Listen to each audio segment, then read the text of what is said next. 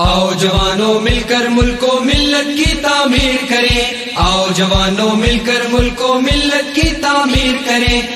السلام علیکم ورحمۃ اللہ وبرکاتہ۔ نحمدہ ونصلی علی رسولہ الکریم وعلی آلہ وصحبہ اجمعین، اما بعد، اعوذ باللہ من الشیطان الرجیم، بسم اللہ الرحمن الرحیم۔ عزیز سامعین، آج ہم انشاءاللہ جس ام المومنین کے تعلق سے جانیں گے وہ حضرت ام حبیبہ رضی اللہ تعالی عنہ بنت ابو سفیان رضی اللہ تعالی عنہ ہیں۔ حضرت ام حبیبہ رضی اللہ تعالی عنہ بڑی نیک فطرت اور صالح خاتون تھیں۔ اللہ تعالیٰ نے انہیں خدیم الاسلام ہونے کا شرف عطا کیا، حالانکہ ان کے والد فتح مکہ تک مشرکین قریش کی قیادت کرتے رہیں۔ آپ رضی اللہ تعالی عنہ کا نام رملہ اور کنیت ام حبیبہ رضی اللہ تعالی عنہ تھی، اور نسب نام ہے ام حبیبہ رضی اللہ تعالی عنہ بنت ابی سفیان رضی اللہ تعالی عنہ بن حرب بن امیہ بن عبد شمس۔ والدہ کا نام صفیہ بنت ابی العاص تھا، جو حضرت عثمان غنی رضی اللہ تعالی عنہ کی پھوپھی تھیں۔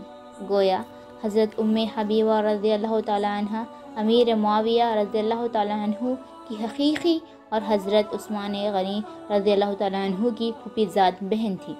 وہ بعثت نبوی صلی اللہ علیہ وسلم سے 17 سال قبل مکے میں پیدا ہوئی۔ حضرت ام حبیبہ رضی اللہ تعالی عنہ کا پہلا نکاح عبداللہ بن جہش سے ہوا۔ دونوں نے بعد بعثت نبوی کے ابتدائی دور میں ہی اسلام قبول کیا۔ حضرت حبیبہ رضی اللہ تعالی عنہ کے والد اس وقت اسلام کے سخت ترین دشمن تھے اور مسلمانوں کو عرص حیات تنگ کر رکھا تھا۔ چنانچہ جب رسول اللہ صلی اللہ علیہ وسلم نے مسلمانوں کو حبشہ کی طرف ہجرت کرنے کی اجازت دی تو عبداللہ بن جہش اور حضرت ام حبیبہ رضی اللہ تعالی عنہ بھی دوسرے مسلمانوں کے ہمراہ ہجرت کر کے حبش چلے گئے۔ حبش پہنچنے کے چند دن بعد عبداللہ مرتد ہو گئے اور عیسائی مذہب قبول کر کے شراب نوشی شروع کر دی۔ حضرت ام حبیبہ رضی اللہ تعالی عنہ نے شوہر کو بہت سمجھایا کہ کیوں اپنی عاقبت برباد کرتے ہو، لیکن خدا نے ان کے دل پر مہر لگا دی تھی۔ کوئی اثر نہ ہوا اور عیسائیت میں رندانہ زندگی بسر کرتے ہوئے انہوں نے وفات پائی۔ عبداللہ کے صلب سے حضرت ام حبیبہ رضی اللہ تعالی عنہ کی ایک بیٹی حبیبہ رضی اللہ تعالی عنہ نام کی تھی۔ ان کو شرف صحابیت حاصل ہے۔ انہی کے نام کی نسبت سے حضرت رملہ کی کنیت ام حبیبہ رضی اللہ تعالی عنہ مشہور ہوئی۔ حضور صلی اللہ علیہ وسلم کو جب عالم غربت میں حضرت ام حبیبہ رضی اللہ تعالی عنہ کے بیوہ ہونے کی خبر ملی تو حضور صلی اللہ علیہ وسلم نے ان کے ایام عدت پورے ہونے کے بعد حضرت عمر رضی اللہ تعالی عنہ بن امیہ زمری کو نجاشی شاہ حبش کے پاس اس غرض کے لیے بھیجا کہ وہ حضور صلی اللہ علیہ وسلم کی طرف سے ام حبیبہ رضی اللہ تعالی عنہ کو نکاح کا پیغام دیں۔ نجاشی نے اپنی ایک لونڈی کے ذریعے سے رسول کرم صلی اللہ علیہ وسلم کا پیغام نکاح حضرت ام حبیبہ رضی اللہ تعالی عنہ کو بھیجا۔ آپ رضی اللہ تعالی عنہ کو بے حد مسرت ہوئی اور انہوں نے اظہار تشکر کے طور پر لونڈی کو چاندی کے 2 کنگن اور نخری انگوٹھیاں عطا کی اور حضرت خالد رضی اللہ تعالی عنہ بن العاص کو اپنا وکیل مقرر کیا۔ شام کو نجاشی نے حضرت جعفر رضی اللہ تعالی عنہ بن ابی طالب اور دوسرے مسلمانوں کو بلا کر خود نکاح پڑھایا اور رسم نکاح سے فراغت کے بعد حضرت خالد رضی اللہ تعالی عنہ بن سعید نے سب کو کھانا کھلا کر رخصت کیا۔ نکاح کے کچھ عرصے بعد حضرت ام حبیبہ رضی اللہ تعالی عنہ حبش سے مدینہ منورہ آ گئیں۔ حضور اکرم صلی اللہ علیہ وسلم ان دنوں خیبر کی مہم پر تشریف لے گئے تھے۔ اسلام کی خاطر ام حبیبہ رضی اللہ تعالی عنہ نے طویل سفر کی صعوبتیں خندہ پیشانی سے برداشت کی اور حبش میں غربت کی زندگی اختیار کی، حالانکہ ان کا گھرانہ تعامل اور ریاست کے لحاظ سے قریش میں بہت ممتاز تھا۔ ان کی زندگی سے سیکھ جو ہم کو حاصل ہوتی ہے وہ یہ ہے کہ فتح مکہ سے قبل ان کے والد ایک دفعہ آپ رضی اللہ تعالیٰ عنہ سے ملنے مدینہ آئے۔ ان کے والد کو لگا کہ اب چونکہ معاہدہ قریش نے توڑ دیا اور اب محمد صلی اللہ علیہ وسلم اٹیک کریں گے تو ان کو لگا کہ صلح بہتر ہے۔ اس آمد کا مقصد یہ بھی تھا کہ اپنی بیٹی کے معرفت میعاد صلح کی توسیع کے لیے کوشش کریں۔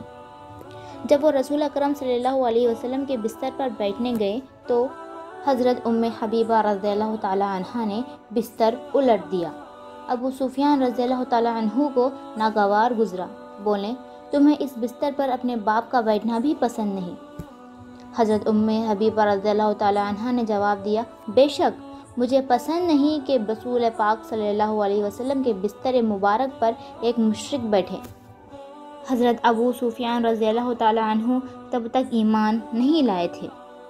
سامعین، یہ تھی ام حبیبہ رضی اللہ تعالیٰ عنہ کے پاس ایمان اور غیر ایمان، ایمان اور کفر کی تمیز تھی۔ ابو سفیان رضی اللہ تعالیٰ عنہ خون کے گھونٹ پی کر رہ گئے اور صرف اتنا کہا، تو میرے پیچھے بہت بگڑ گئی۔ ام حبیبہ رضی اللہ تعالیٰ عنہ حسن ظاہری سے بھی متصف تھیں۔ صحیح مسلم کی ایک روایت سے معلوم ہوتا ہے کہ حضرت ابو سفیان رضی اللہ تعالیٰ عنہ اپنی بیٹی کے حسن و جمال پر فخر کیا کرتے تھے۔ مسند احمد میں ہے کہ ایک دفعہ رسول کریم صلی اللہ علیہ وسلم نے فرمایا، جو شخص 12 رکعت نفل روزانہ پڑھے گا اس کے لیے جنت میں گھر بنایا جائے گا۔